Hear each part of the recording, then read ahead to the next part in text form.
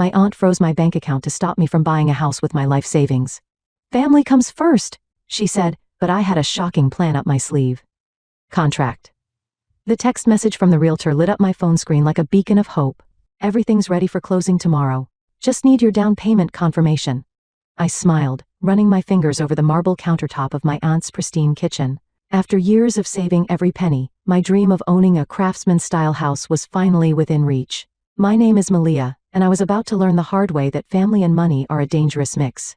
"More wine, sweetheart?" Aunt Sharon's voice pulled me from my thoughts. She stood there in her designer dress, crystal decanter poised. The family matriarch since my mother's death, she had insisted on hosting this special dinner tonight. "No, thanks. I should keep a clear head for tomorrow's closing." Her perfectly plucked eyebrows arched. "Oh? What closing?" "I'm buying a house," I said, unable to contain my excitement. "Remember that craftsman I showed you pictures of, the one with the wraparound porch?" She set down the decanter with a sharp clink. "Darling, we need to talk about something important first." The shift in her tone made my stomach clench. "What's wrong?" "There's been a family emergency." She pulled out her iPad, manicured fingers tapping the screen. "Your cousin George's medical bills have completely drained the family fund. We need everyone to pitch in." "What family fund?" "The one your mother helped establish before she passed. Surely you remember signing the paperwork last year?" She slid the iPad across the table. "You agreed to be a joint holder on the account." My hands went cold as I stared at the banking app. My savings account, the one I'd been building for years, showed a balance of on. "What did you do?" My voice came out as a whisper. "What was necessary for family?" Sharon's face softened with practiced sympathy.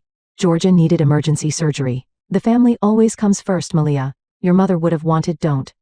I stood up so fast my chair toppled backward. "Don't you dare use Mom to justify this." "Sit down," she commanded, her mask slipping. "You're being dramatic." "Dramatic? You stole my house down payment." "I did no such thing. You authorized the transfer when you signed the joint account agreement." "What agreement?" I remembered the stack of papers she'd had me sign during Christmas dinner. She'd said they were updated beneficiary forms for Mom's old life insurance policy. "You tricked me." The realization hit like a physical blow. Sharon's lips thinned. "I protected you from making an impulsive decision. You're not ready for home ownership. The family needed those funds more than you needed some silly house." I pulled out my phone with trembling fingers. "I'm calling the police. Go ahead." Her smile turned razor sharp. "I have your signature on every document. Perfectly legal. Legal doesn't make it right." "Right?" She laughed. "Right is protecting this family's interests. Right as honoring your mother's wishes by putting family first. You're still so young, so naive." I leaned across the table, getting right in her face. "Mom would be disgusted by what you've done." The color drained from her cheeks. "Get out of my house." "Gladly." I grabbed my purse and headed for the door. "But don't think this is over. Don't be foolish, Malia. You can't win against me." I turned back, meeting her gaze. "Watch me." The door slammed behind me with satisfying force. In my car, I finally let the tears fall. Years of savings gone in an instant, my dream house slipping away. But beneath the grief, something harder was taking shape. Determination. My phone buzzed. The realtor again. "Need that confirmation by 9 a.m. tomorrow. Everything okay?" I typed back with shaking fingers. "Have to postpone. Family emergency." Then I opened my contacts and scrolled to a number I hadn't called in years. Nick, my childhood best friend who'd become a financial investigator. He picked up on the third ring. "Malia, it's been forever. Nick, I need your help." I took a deep breath. "Remember all those weird things we noticed about Aunt Sharon after Mom died? I think I just found the tip of the iceberg." "I'm listening." "Good, because I'm about to tear my aunt's perfect little world apart." As I drove home that night, Sharon's words echoed in my head. Family comes first. She was right about one thing. This was about family, but not the way she thought. This was about justice, truth, and making sure she never hurt another person the way she'd hurt me. The game was on, and I intended to win. The attic of my mother's old house smelled like dust and forgotten memories. Cardboard boxes towered around me, each one a potential clue to unraveling Aunt Sharon's web of lies. I'd been at it for hours when my phone buzzed. "Any luck?" Nick's voice crackled through the speaker. "Nothing yet." I shifted another box, sending a cloud of dust into the air. But Sharon's story about Georgia's medical bills doesn't add up. "I just got off the phone with Georgia herself. She hasn't had any surgery." "Interesting. What else?" "Mom's will is missing.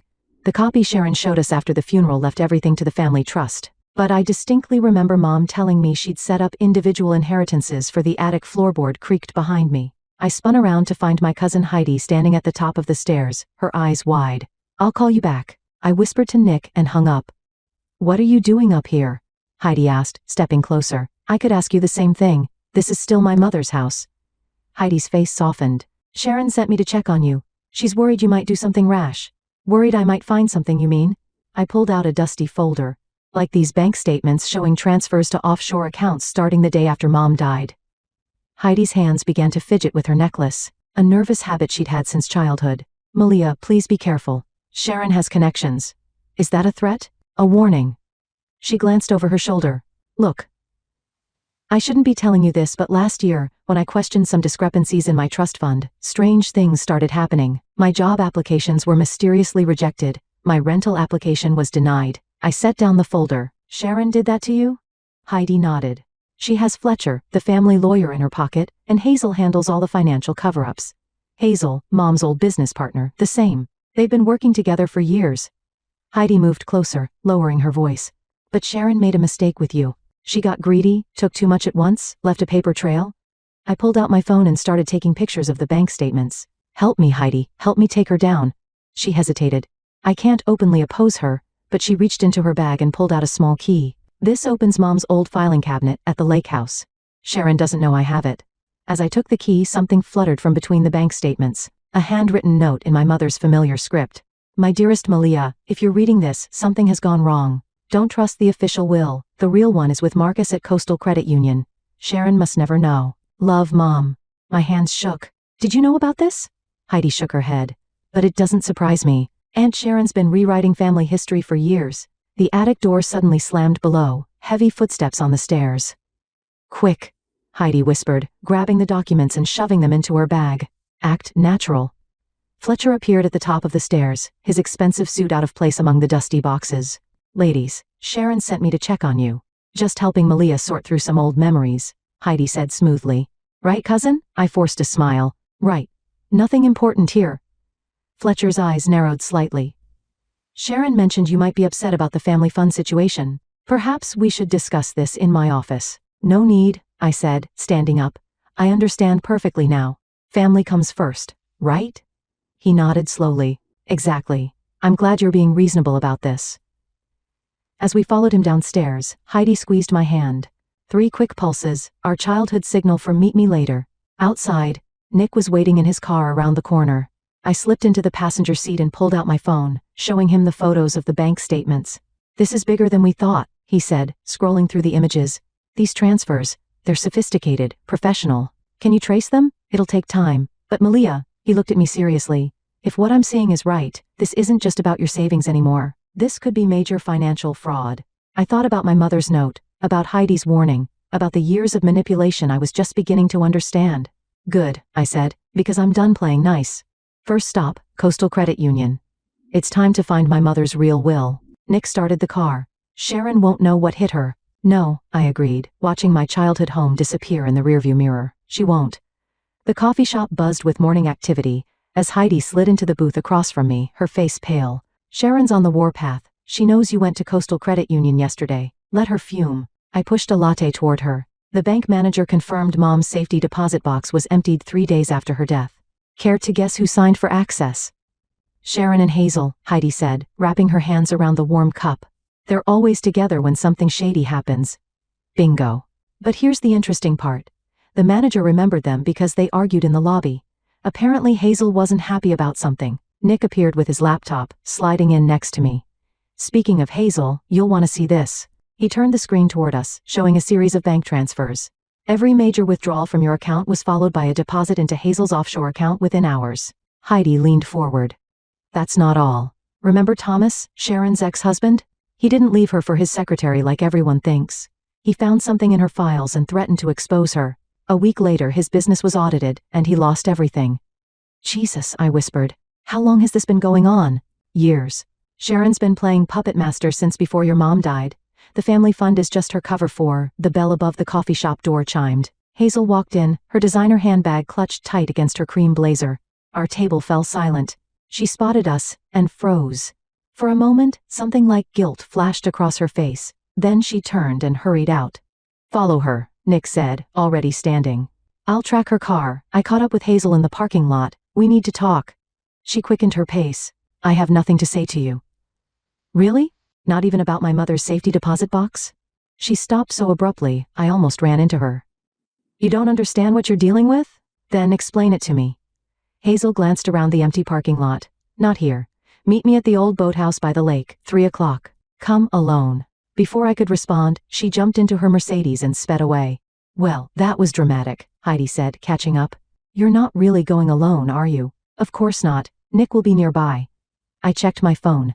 A text from Fletcher had just arrived. Need to discuss recent developments. My office, 2 p.m. He's trying to head us off, Heidi said, reading over my shoulder. Sharon must be getting nervous. Good. Let's give her something to really worry about. I forwarded Nick's banking evidence to my email, then dialed Fletcher's number. I'll be there, I told him. But I'm bringing proof of fraud.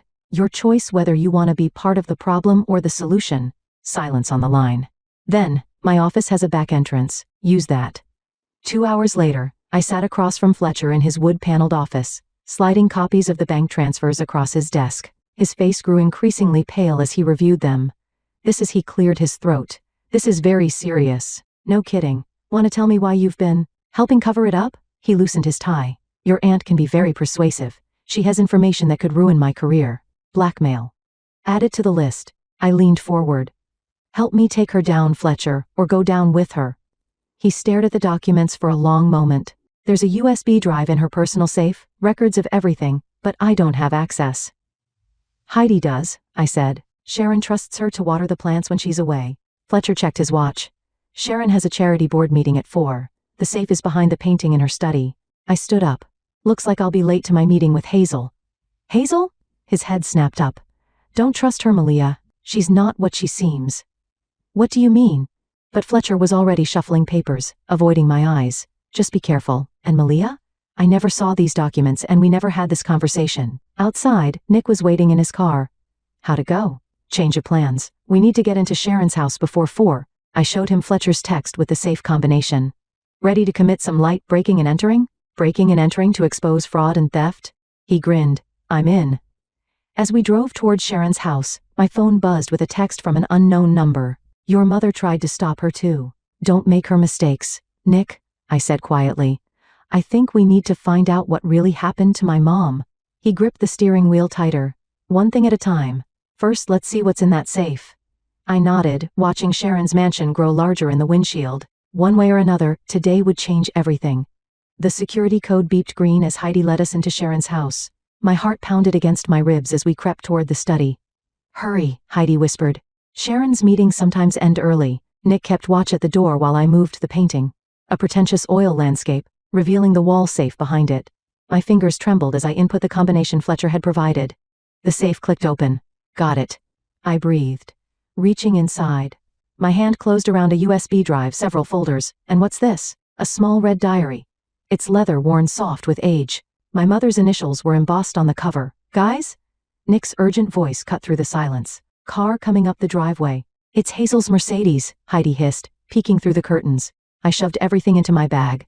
Fire escape, now. We scrambled down the metal stairs just as the front door opened. Crouching behind a hedge, we watched Hazel stride into the house, phone pressed to her ear. Yes, Sharon. I'm here. No.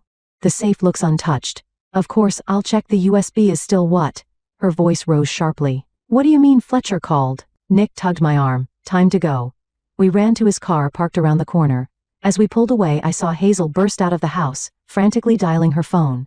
That was too close, Heidi said from the back seat. What did you find? I pulled out the USB drive. Let's find out. Nick drove us to his apartment where he could safely access the drive's contents. While he worked, I opened my mother's diary. Its pages filled with her familiar handwriting. Holy shit, Nick said suddenly, staring at his laptop screen. These aren't just banking records. There are emails, contracts, offshore account details. Sharon's been embezzling from multiple family trusts for years. Look at this, I said, pointing to a diary entry. Mom wrote that she confronted Sharon about missing funds 3 days before she died. She was going to expose everything at the next family meeting. Heidi's face went white. The meeting she never made it to because of her accident.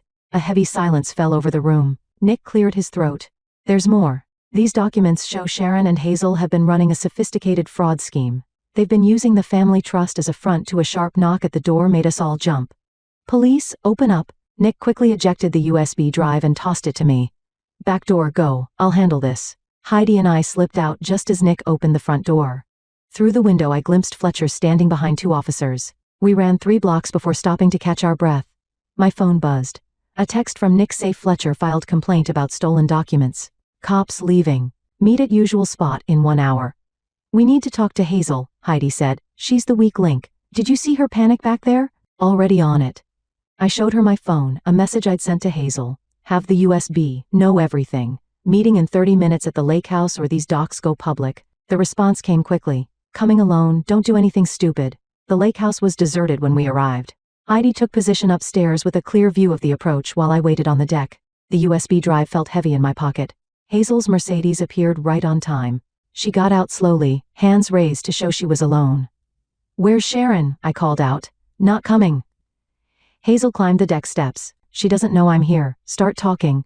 She sank into a chair, suddenly looking older and tired. Your mother was my best friend. When she discovered what Sharon was doing, I helped her gather evidence, but Sharon found out, and she swallowed hard. The night before your mother died, Sharon threatened my daughter's life if I didn't help cover everything up. Why tell me this now? Because of this. She pulled out a folded paper from her jacket. Your mother's last letter to me, read it. My hands shook as I unfolded the paper. The date showed 1 day before Mom died. Hazel, if anything happens to me, the proof is in the summer cabin's basement behind the old wine rack. Keep Malia safe. She's the only one strong enough to finish this. I looked up at Hazel. The cabin's been locked for years. She reached into her purse and withdrew a key. Not anymore. Before I could respond, Heidi's warning shout rang out. Cars coming. Multiple. Headlights appeared on the access road. 3 vehicles approaching fast. Sharon, Hazel whispered. She must have followed me. I grabbed her arm. Is what's in that cabin enough to take her down? She nodded. Everything. The original will, proof of her crimes, all of it. Then let's go now. As we rushed to her car, my phone lit up with a message from Nick. Got away from cops. Sharon's called an emergency family meeting for tomorrow. Whatever you're planning, do it fast. The game was reaching its endgame, and this time I had all the pieces. The summer cabin's basement smelled like mold and secrets. Hazel's flashlight beam cut through the darkness, illuminating rows of dusty wine racks. There, she pointed. The 3rd rack from the left. My fingers traced the wooden frame until I felt it. A slight gap behind the rack. Pulling hard, the entire section swung out like a door, revealing a small alcove. Clever Mom, I whispered, reaching inside. A metal lockbox sat waiting, exactly where she'd hidden it years ago. Hazel handed me a small key from her key ring, her hands trembling. Sharon's probably already at the lake house, she said. We don't have much time. The lockbox opened with a click. Inside, I found a thick manila envelope and a USB drive labeled Evidence. Footsteps creaked on the floor above us. We froze. Malia? Nick's voice called down. It's me and Heidi. Relief flooded through me. Down here. They hurried down the stairs, Heidi clutching her phone. Sharon's gone ballistic. She's called every family member telling them you've lost your mind and are making up lies about her. Perfect timing then, I said, pulling out the contents of the envelope. Because we just found, wait, something wasn't right. The papers were wrong, too new, too crisp. And the USB drive. Hazel's flashlight beam suddenly steadied. I'm so sorry, Malia. The basement door slammed shut above us. A key turned in the lock. You set us up, I whispered. Heidi rushed up the stairs, rattling the door handle. It's locked. Sharon has my daughter, Hazel said, her voice breaking. I didn't have a choice. Heavy footsteps moved across the floor above. Sharon's voice carried through the door. Did you really think it would be that easy, Malia, that your mother would just leave evidence lying around for years? Where's the real evidence? I demanded, turning to Hazel. She wouldn't meet my eyes. Sharon destroyed most of it. What's left is in her private vault at First National, along with your mother's real will, Sharon called down, which sadly none of you will ever see. The police are on their way, Malia. Breaking and entering is such a serious charge. Nick pulled out his phone. No signal. Signal jammers, Hazel explained quietly. Sharon thinks of everything. I grabbed the flashlight from Hazel's hand and swung it toward the small window near the ceiling. Nick, give me a boost. Don't bother, Sharon said. Those windows are barred. Now here's what's going to happen. The police will find you all trespassing with stolen documents in your possession. Quite a scandal. Unless what? Sign over your rights to the family trust, walk away. I'll tell the police it was all a misunderstanding. I laughed, the sound harsh in the dark basement. You really think I care about the money now? This is about what you did to Mom. The silence above was deafening. Be careful, Malia. Sharon finally said, accidents run in the family. Heidi gasped. Nick grabbed my arm. Even Hazel looked shocked. Did you just confess to killing my mother? Of course not. Sharon's voice turned silky. I'm simply pointing out that tragedy can strike anyone, even young, healthy people. Even tonight while she talked, I'd been examining the bars on the window. They were old, rusted, and the frame. Nick, I whispered, those documents you copied from the USB drive, did you send them anywhere? He nodded. Encrypted email to my work account. Why? I pulled out my mother's diary. Because Sharon made the same mistake with me that she made with Mom. She underestimated how much evidence we'd already gathered. Raising my voice, I called up to Sharon. Hey, Aunt Sharon, remember Mom's old diary, the one from your safe? I just sent photos of every page to the family email list, including the entries about your threats before her death. You're bluffing, check your phone. Footsteps rushed away from the door. A moment later, Sharon's scream of rage echoed through the house. Now, Nick, I hissed. He rammed his shoulder into the window frame, once, twice. On the third hit, the entire frame broke free from the rotting wood. I turned to Hazel. Coming? She shook her head. I'll keep her distracted. Save your mother's name, Malia. Please. We climbed out just as police sirens wailed in the distance. Running through the woods, I could still hear Sharon's fury echoing from the cabin. Where now? Heidi panted as we ran. First National Bank, I said.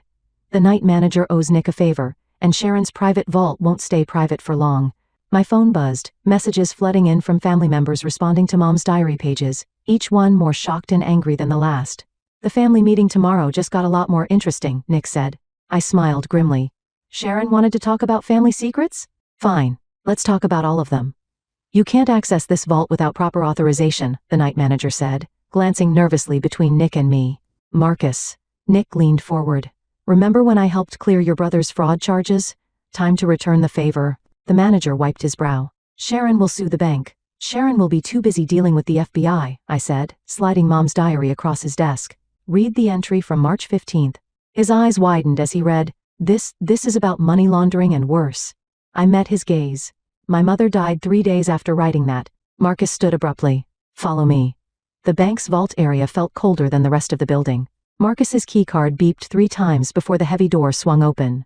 Vault 247, he said, leading us down a narrow corridor. You have 15 minutes before the security system resets. Inside Sharon's vault, we found stacks of documents, USB drives, and a sealed envelope marked Original Will Margaret Stanley. Got it, I breathed, hands shaking as I opened the envelope.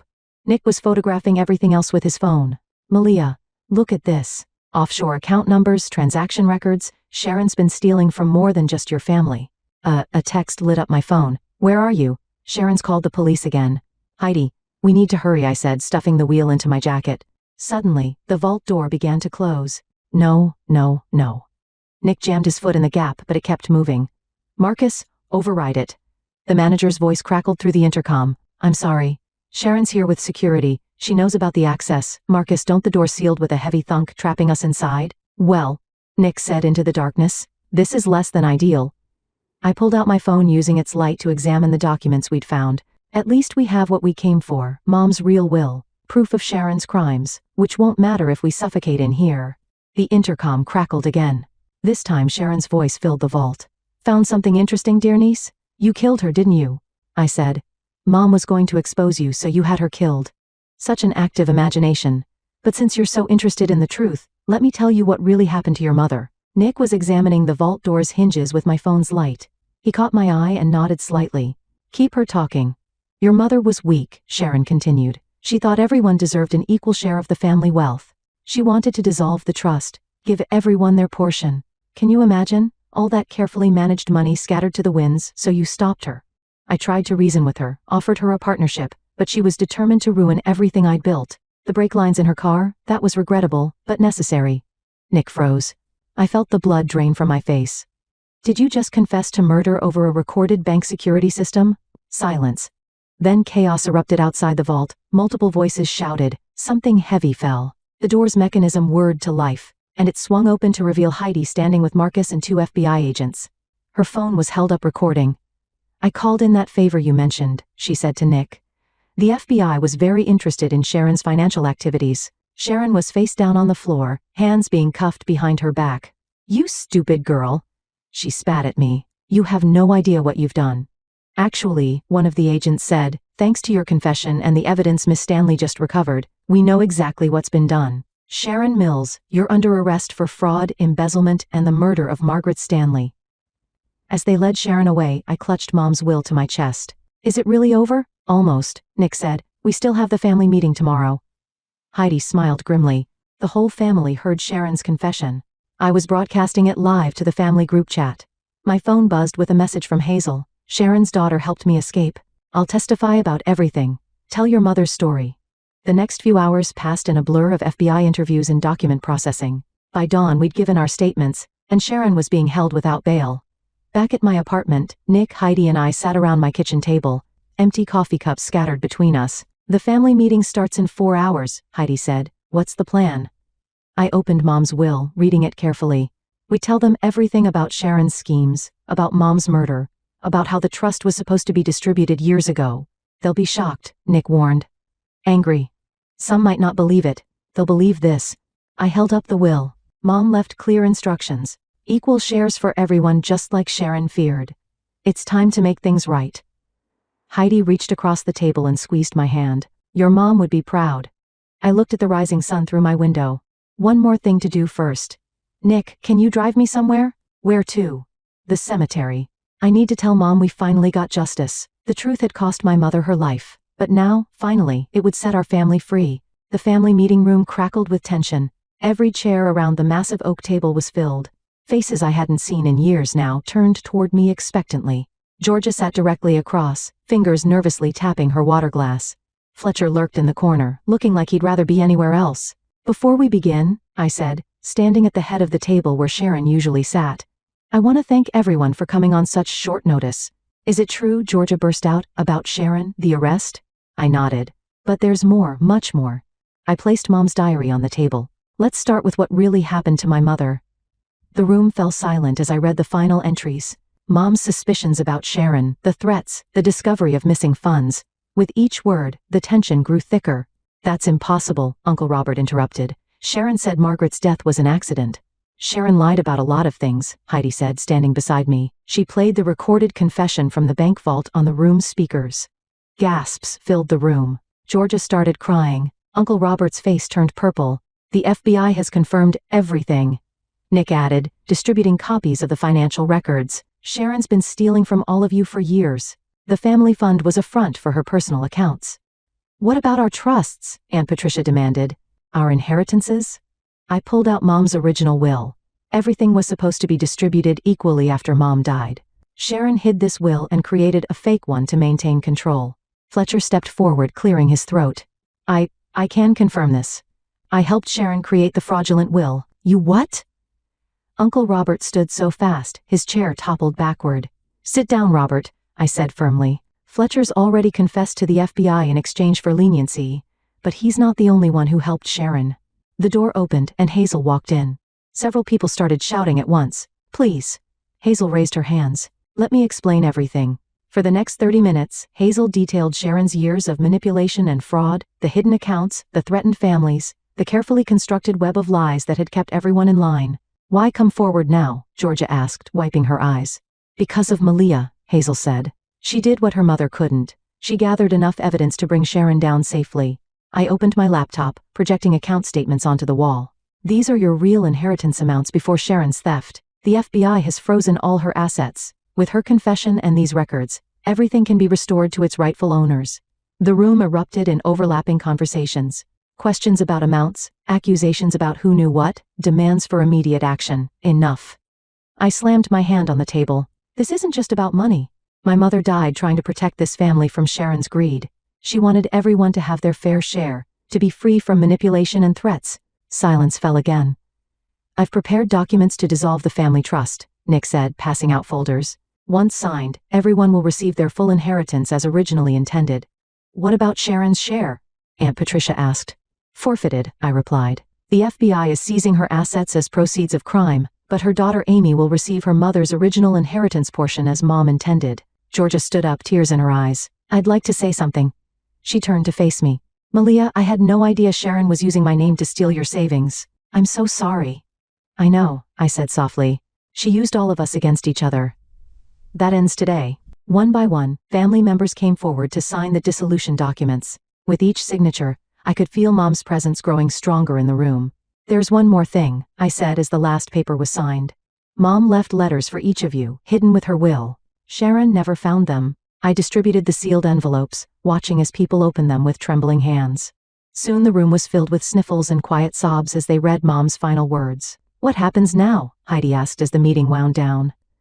Sharon's preliminary hearing is next week, Nick answered. With the evidence and confessions we have, she'll never see freedom again. Family members began filtering out, some hugging me, others still too shocked to speak. Georgia lingered. I'd like to help, she said. With the court case, with anything. I want to make things right. I hugged her. Mom would like that. Later, as Nick drove me home, I finally felt the weight lifting from my shoulders. I can buy my house now, I realized, laughing suddenly. After all this? That's what you're thinking about? Mom always said home is where you build your future. I smiled, watching the sunset paint the sky. It's time I built mine. My phone buzzed, a text from the realtor. The Craftsman house is still available, ready to move forward? Yes, I typed back. I'm ready for everything. The courthouse steps were crowded with reporters as Sharon was let out in handcuffs. She caught my eye as she passed, her designer outfit replaced by prison orange, her perfect makeup gone. For a moment, I saw something I'd never seen before in her expression: defeat. Life sentence, Nick said, squeezing my hand. No possibility of parole. Heidi hugged me from the other side. It's really over. Not quite, I said, watching Sharon disappear into the prison transport van. There's one more thing to do. The drive to my new house felt different this time. The Craftsman's wraparound porch welcomed us with late afternoon sunshine, and Georgia was already waiting on the steps with a box in her hands. Found these in Sharon's storage unit, she said as we approached. Old family photos. Thought you might want them for the house. Inside, the empty rooms echoed with possibility. Nick and Heidi started unpacking boxes while Georgia and I sorted through the photos on the floor. Look at this one, she said, holding up a faded picture. Your mom and Sharon is teenagers. They actually looked happy together. Before money poisoned everything, I said, taking the photo. Young Sharon smiled at the camera, arm around my mother's shoulders, both so innocent, unaware of what lay ahead. The doorbell rang. Hazel stood on the porch with her daughter Amy. We brought a housewarming gift, Amy said, holding out a small pot of herbs. Mom said Aunt Margaret used to grow these in her kitchen. Basil, Hazel smiled. She always said a home needs something living to grow with it. I invited them in, watching as Amy gravitated toward Georgia in the photos. Soon they were sharing stories, laughing over old memories, creating new connections Sharon had tried so hard to prevent. Fletcher arrived next carrying a thick folder, the last of the paperwork. Everyone's inheritances have been properly distributed, and he pulled out a set of keys. These belong to you, your mother's lake house. The real estate agent can list it whenever you're ready. I'm not selling it, I said, taking the keys. Mom loved that place. We'll use it for family gatherings, real ones this time. The afternoon flowed into evening. More family members dropped by with food, furniture, and stories. Uncle Robert installed new security locks while his wife helped arrange the kitchen. Cousin Thomas set up the Wi-Fi network. The house slowly came alive with voices and laughter. Nick found me on the porch, taking a break from the chaos inside. You okay? He asked, handing me a glass of wine. Better than okay. I looked through the window at my family, my real family, working together to build something new. Just thinking about Mom. She wanted this. You know? Not just the fair distribution of money, but this. Family supporting each other instead of tearing each other apart. She'd be proud of you of us, I corrected. I couldn't have done this alone. Heidi poked her head out. Hey. We found something interesting in one of Sharon's boxes. You need to see this. Inside, everyone had gathered around the dining table where Hazel was holding a manila envelope. These are letters Sharon wrote but never sent, she explained. One for each family member, including you, Malia. She wrote them the night before her arrest. I opened mine slowly, recognizing Sharon's precise handwriting. Malia, by the time you read this, I'll have lost everything. You're stronger than your mother was, smarter. You beat me at my own game, and part of me is proud of that.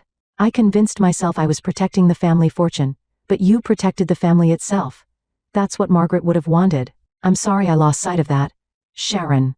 Well, Georgia said into the silence. That's as close to a real apology as we'll ever get from her. It's enough, I said, folding the letter. We can't change the past, but we can build something better. Nick raised his wine glass. To new beginnings? To family, I corrected, looking around at the faces of people who had gone from strangers to supporters. The real kind. Later that night, after everyone had gone home, I sat on my new porch swing, listening to the neighborhood settle into darkness. The house keys felt right in my hand, like they'd been waiting for me all along. My phone lit up with a message from Georgia. Thank you for bringing us back together. Dinner at my place next week? I smiled, typing back, wouldn't miss it. Inside, the basil plant sat on my windowsill, its leaves reaching toward the moonlight. Mom was right. A home needs something living to grow with it. And now, finally, both the house and our family had room to grow. The porch swing creaked gently as I rocked, at peace with the quiet. Sharon had tried to build an empire of secrets and fear. Instead, she'd given me the chance to build something much stronger: truth, trust, and a real home for the family Mom had always believed in.